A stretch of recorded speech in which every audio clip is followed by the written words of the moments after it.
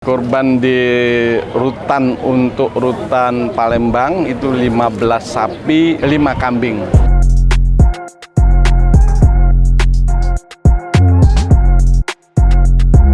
Nah, Sobat Pengayaman, saya sudah bersama Bapak Kakadwil. Kita akan tanya sedikit ini tentang proses penyembelihan ya Pak. Dari tadi memantau sejak pagi.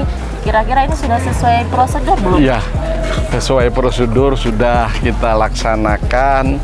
Dan teman-teman dari Rumah Tahanan Negara Palembang dan juga dari seluruh lapas dan rutan sejajaran kantor wilayah Kementerian Hukum dan HAM Sumatera Selatan juga melaksanakan kegiatan ini.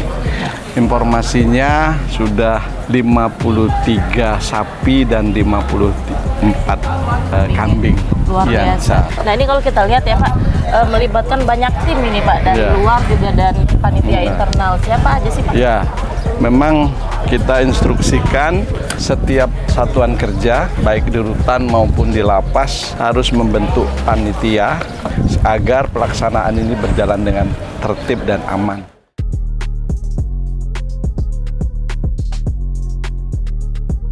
Nah Pak, selain pemotongan, hari ini juga kan di hari yang spesial ini kita membuka layanan nih Pak untuk WBP.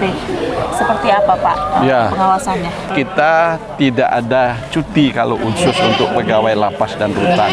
Karena mereka memang tidak diizinkan untuk cuti bersama terkait dengan nanti setelah Idul Adha mereka bisa melaksanakan cuti.